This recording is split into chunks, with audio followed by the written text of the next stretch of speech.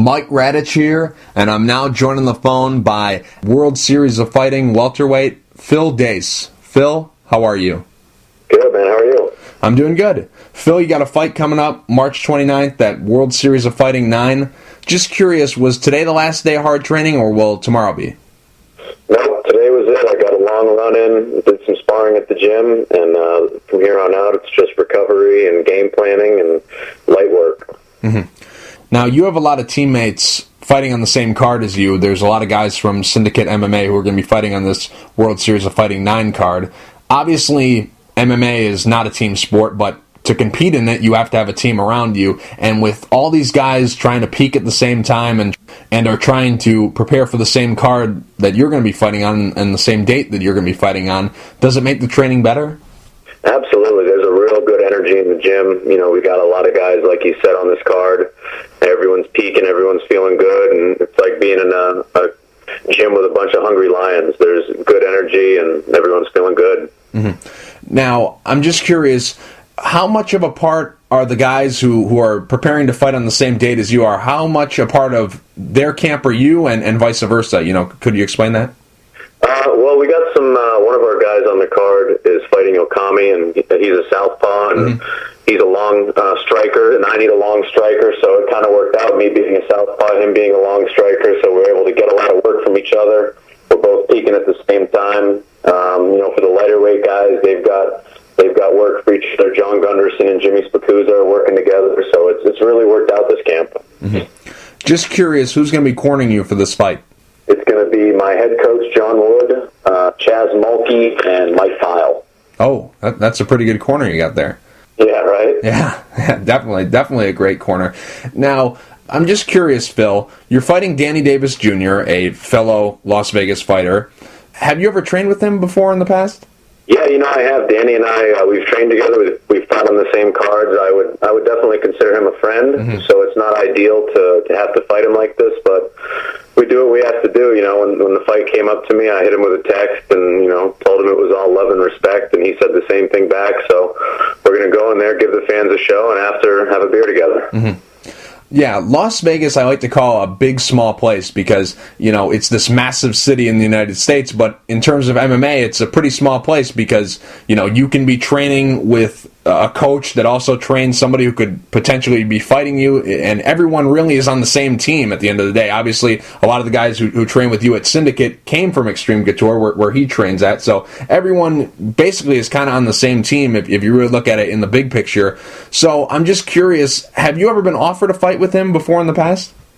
With Danny, no, I haven't. I've been offered fights with other Las Vegas guys, but this was the first time a fight had come up with Danny, and to be honest, the only reason I took it is because there are a lot of fights out there. You know, I'm at the point where I'm just about to get to that next level, and it was really tough for me to get a fight, and it's not ideal to fight a friend, but you do what you got to do. Danny's in the same boat I am. Mm-hmm. Mm-hmm. Now, you guys have kind of always been one jump away from fighting each other, but for some reason it never happens because, you know, you fought on all the non-UFC big cards that have taken place in Vegas. You fought for Superior Cage Combat, you fought for RFA. He's fought on the same circuit as you. You know, he fought for Strikeforce, he fought for Superior Cage Combat. You guys have actually fought on the same cards. You know, he fought on the same Superior Cage Combat card that you did, and he also fought at Extreme Fighters 2.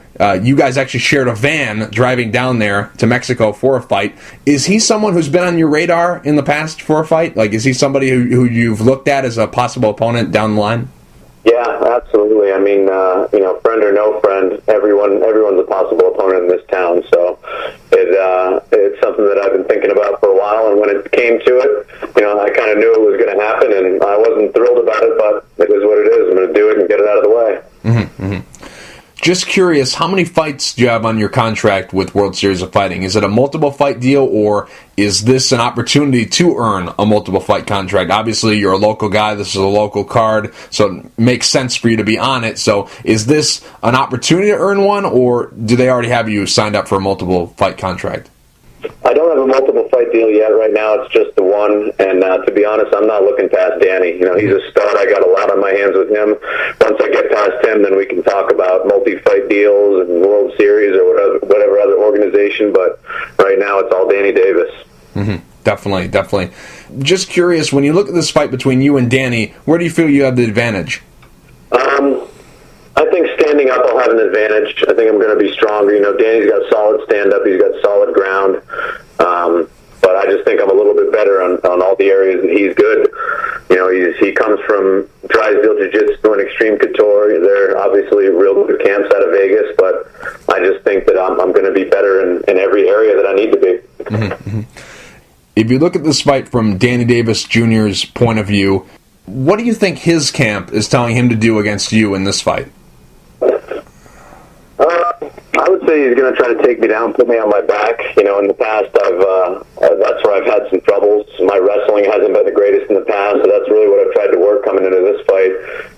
My head coach, John Wood, and I have come up with a game plan, and really this last 10 weeks, it's just been trying to execute it. And over the past 2 or 3 weeks of hard sparring, I've really felt that the plan has come together. I've kind of come into my own more as a fighter, and I'm really excited for this fight. Now, earlier you touched on it a little bit. You said that fights, you got to jump on them when you can. There's not a whole lot of fights out there. Why is that? What kind of problems have you run into? Is it the money? Is it just people not offering you a fight? Is it opponents can't be found? You get offered a fight, then somebody gets injured. What's been the holdup? Why are you having trouble finding fights? It's a combination of everything you've said. I've had full fight camps where guys pull out and get injured.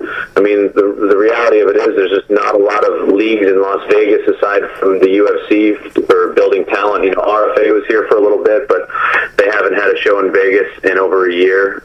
Superior Cage Combat, they went under. I'm really hoping that World Series sticks around and gives a platform for some of these up-and-comer, journeyman fighters to make a name for themselves, because right now there isn't an organization to do it. You're either in the big show or you're scraping on little shows. There's nothing in the middle to springboard these guys.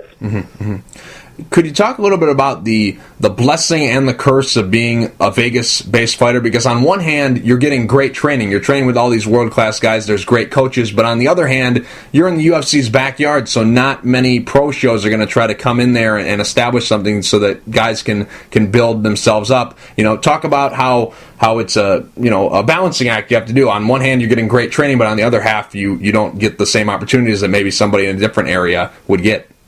Yeah, you really hit the nail on the head there. I mean, that's why it's so important to jump on these fights when they come up. I'm not in a position to turn away a fight with Danny Davis or to turn away a fight with anyone. If I get an opportunity to go and do my job and step in the cage and get a little money for it, I have to take it any chance I can get. Training's great out here. We get a lot of great guys coming through, guys that are fighting in the UFC, come to our gym all the time. Like you said, it's tough being that no other organizations are really in Las Vegas. UFC kind of has a monopoly on it. Now, Chiddy Kewanee, he's the guy that you fought on the RFA 4 card that was in Vegas. Just curious, did you have past history with him? Obviously, he's from the area too. Were you, kind of the same with him as you are with Danny Davis, or is there a little bit more disconnect? No, me and Chiddy didn't know each other. He's someone that I've seen fight around Vegas. We had never trained together when we fought, so fighting him was a no-brainer. There was no hesitation on my part. Right after the fight, we've gotten, I wouldn't say close, but we're friendly. We have a lot of respect for each other. But no, him, I don't know him as well as Danny. I see. Now, this opportunity with World Series of Fighting, it's come about at a pretty good time, I would say. You're fighting on a pretty big card here. If you look at the main card, it's a very good card, and it's a very good undercard. You fought on the big shows in Vegas, that the non-UFC big shows, RFA and Superior Cage Combat. Does this opportunity, considering that you've had problems in the past getting fights, does it make this opportunity for World Series of Fighting a little bit more special than the other two, or is it all still just a fight? I mean, I think what makes it more special is now I'm training the way I need to be training. I'm not avoiding the hard training. I'm really trying hard to fill the holes in my game as opposed to do the things that I'm already good at and make those better. I've really worked on my wrestling. I've really worked on my submission defense and all the things that I've needed, and that's what is the big factor here. I mean, it's great to fight on World Series. It's an awesome notch on the belt, but really it's my training and the coaches at Syndicate MMA that have helped me along that's going to make this a real special night for me. Now, I'm just curious, as a fighter, can you really tell that you're getting better without fighting? Because there's some guys who say, my striking's getting better, my wrestling's getting better, my ground game is top notch. But then you look at their record and they haven't fought in 2 years. So how do you really know that? Is there a way where you can find out if you're getting better without actually fighting in live competition? I mean, on the training floor, you can get an idea of where you stand, but really, you don't know it until you step in the ring. So you feel that fire, then you got the nerves and the crowd, and it's just you and the other guy in the cage. You don't know anything until that point. So you can say you're getting better in the gym, and I think that accounts for a certain amount, but you don't know it until you step in the cage. Mm-hmm, mm-hmm. When I think of MMA fighters in Las Vegas, I think of actors in Hollywood. Like, no one is from there, but, like Hollywood, there's all these people running around there that aren't from Hollywood, but they're going there to work on their craft and be in the movies. And in MMA, Las Vegas is kind of the same place. Everyone is training there to, get good at the sport, but not many are from there. So I'm just curious, where are you from originally? Originally, I grew up in Cape Cod, Massachusetts, about a half hour east of Boston. And is MMA what brought you to Vegas, or was there another reason? Nope, just MMA. I had about 6 fights back home for the local organization there, Reality Fighting, and I just decided to save some money and take a trip cross-country. Here I am. Mm-hmm. When you got to Vegas, where did you start training at? The first gym I trained at was under Sean Tompkins at the Tapout Training Center. It was right at the time where he left Extreme Couture and started a gym at Tapout Training Center. And then when he passed, I went and got some work with Mark Beecher over and Robert Drysdale at Robert Drysdale's. Really solid gym, great gym. I liked all the people there. It just, for me at that point in my career, it wasn't a good fit. And then I found myself here at Syndicate MMA, where I've been for about a year and a half, and hope to stay here the rest of my career. Mm-hmm. Just curious, you brought up the Tapout Gym. When Sean Tompkins passed, what happened to that gym? Because we don't hear about any fighters coming out of there, and we don't really hear about stuff going on there. So what happened there? The Team Tompkins disbanded here in Vegas once he passed. He kind of took that with him. And as far as I know, Tapout turned into House of Rue, whatever that clothing company is, and then they also went under. So I haven't heard anything about him in about a year or so myself. Oh, yeah, because I went to Vegas like 2 years ago, and I thought they had a really great facility. So I was wondering what happened to it. So it's interesting. Now, Phil, there's a rumor out there about the status of the main event for this card, Steve Carl versus Rousimar Palhares. World Series of Fighting has already said that if Palhares can't fight due to Nevada having their random testing that they have to do because he previously failed a drug test, and for him to fight in Nevada, he has to pass this. So they flew him in early, and so right now it's up in the air if he'll fight, if he won't fight. So World Series of Fighting has already said that Tyler Stinson, should Palhares not be able to fight, will get that slot in the main event against Steve Carl for the world title. So if that does happen, would you be open to a fight with Josh Burkman? Because Josh Burkman in this situation would be the odd man out, because right now there's 6 welterweights on the card, and if Palhares should not be able to fight and then Stinson gets moved up, Burkman will be left without an opponent. So if that does happen and Josh Burkman becomes available, would you take that fight?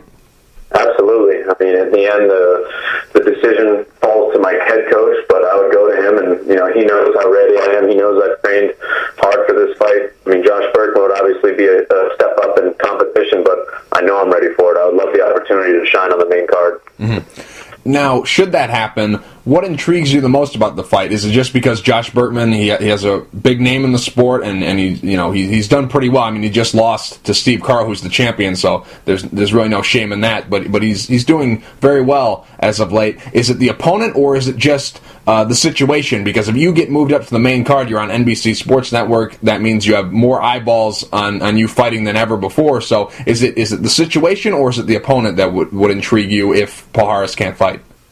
At this point, it's really the opponent. I'm trying to make myself the best fighter I can be, and iron sharpens iron. The only way to do that is to step in the cage with another great fighter, and being on the big stage. That's great and all, but that's all gonna kind of be great in retrospect. I'll be able to look back and say, "Oh, I was on the main stage." If I get in there with Josh Burkman, it's going to be the opponent. It's going to be the right now, the right here, and that's what's exciting to me about it. Mm-hmm. Now, for sake of argument, let's just say something happens to Pajaras and then it becomes Carl versus Stinson.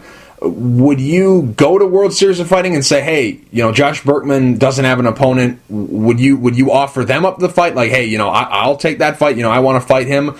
Because obviously, if something happens, they're obviously going to go to one of you two guys, either you or Danny Davis, and offer you that fight. So will you try to, jump ahead in line and say, you know what, I'll take this fight? Yeah, absolutely. If it comes down to it, that's what I'm going to do. I'm going to talk to my manager and get them to get on the blower and try to make it happen, because if there's an opportunity to fight a big name, I want it. Mm-hmm, mm-hmm. Now, Phil, you have a pretty catchy nickname, Filthy Phil Dace. I like that nickname a lot, and I think it has a good ring to it. Just curious, how did you get it? That's an old nickname friends gave me back home. I think just my attitude a lot of times, a little more laid back, and especially in fighting, I would come to fight and make a mess of my opponents, and I think that's sort of where it came from. Oh, okay, because I was wondering, because, Tom Lawlor, he has the same nickname, and it's because he doesn't shower the week of the fight, and he doesn't brush his teeth, and all kinds of other stuff, so I was getting worried for you. I wanted to make sure you're doing everything, hygiene-wise, so I'm just looking out for you. Yeah, the hygiene is good, man. It's all good. Okay. And when you fought Chiddy and Kewanee, you had this great big beard. Is that going to make a return on March 29th? The beard is a little trimmed down. I was growing it out for a while, and about 3 or 4 weeks ago, I tapped out to it. It was just too bushy for me, so I trimmed it down. You're going to see a more trimmed, filthy beard this time. And what about the hair? Right now, it's going to be a little bit of the mohawk look. I got it short on the sides, long on the top and back, and I think that's the way it's going to stay. Oh, okay. Well, Phil, I'm looking forward to seeing you fight. I've been waiting for you to be on a big stage, and I'm very happy that you're getting this opportunity. And whether it's against Danny Davis or it's against Josh Burkman or whoever, I'm looking forward to seeing you fight. But real quick before I let you go, do you have any sponsors you'd like to thank, and is there anything you'd like to say to the fans? I want to thank Rooster's Nest Promotions. He's helped me out a lot. I want to thank Warrior Fuel. Their gear has helped me out quite a bit. And to the fans, I just want to stay tuned for a great fight. I'm really happy to be able to get on the stage and fight and have it broadcast nationally. And this is really exciting to me. So to the fans, I just want to say, enjoy the fight. Mm-hmm. Phil, thank you for taking the time to talk. I really appreciate it. Good luck March 29th at World Series of Fighting 9 against Danny Davis Jr.